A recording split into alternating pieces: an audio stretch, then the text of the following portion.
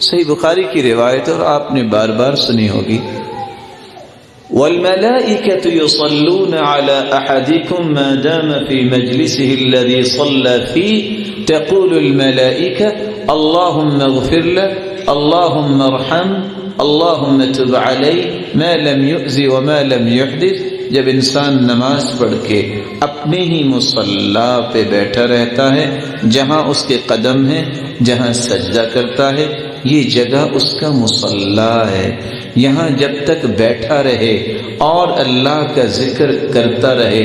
ایک نہیں، 10 نہیں، 100 نہیں، 1000 فرشتے نہیں۔ صحیح بخاری کی دوسری روایت آپ نے سنی ہوگی،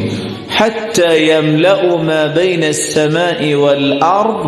اللہ تعالیٰ کے اتنے نورانی فرشتے آ جاتے ہیں کہ زمین و آسمان کا خلا بھر جاتا ہے، اور وہ 3 دعائیں اس شخص کے لیے کرنے لگ جاتے ہیں جو نماز پڑھنے کے بعد اپنی جگہ پہ بیٹھ کے ذکر کرتا ہے۔ دعائیں کون سی ہیں؟ اللہم اغفر لہ، اللہم ارحم، اللہم تب علیہ، یا اللہ اسے معاف کر دے، اے میرے مالک ان کے اوپر رحمت کا نزول فرما، اے اللہ ان کی توبہ کو قبول فرما۔ دیانت داری سے بتائیے، خربوں کی تعداد میں فرشتے جس ہستی کے لیے یہ 3 دعائیں کریں اور وہ دعا اللہ قبول بھی فرما لے، اس سے بڑا بھی کوئی سعادت مند ہے؟ اور حدیث سے کہتی ہے، من قرأ آیت الکرسی دبر کل صلاة لم يمنعه من دخول الجنة الا ان يموت، جو فرض نماز کے بعد آیت الکرسی پڑھ لیتا ہے، اس کے اور جنت کے درمیان ایک پردہ حائل ہے، وہ موت کا پردہ ہے، جس دن آنکھیں بند ہوگی یہ جنتی مہمان ہوگا۔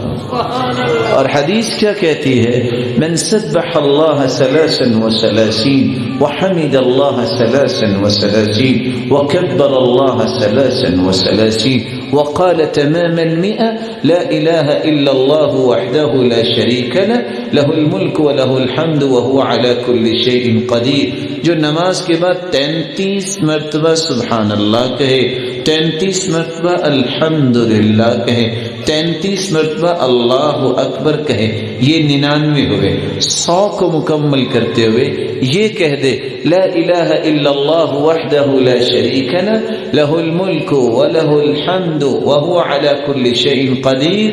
غفرت له ذنوب وإن كانت مثل زبد البحر، اللہ تعالیٰ اس کی زندگی کے سارے گناہوں کو معاف کر دیتے ہیں، خواہ وہ سمندر کی جھاگ کے برابر ہو۔ اگر آپ ناراض نہ ہوں تو ایک گزارش کر سکتا ہوں، بولے نہیں ہے، ہماری محبت بھی تو اللہ کے لیے نا۔ سچ سچ بتائیے گا آج مغرب کے بعد کس کس نے پورا ذکر کیا؟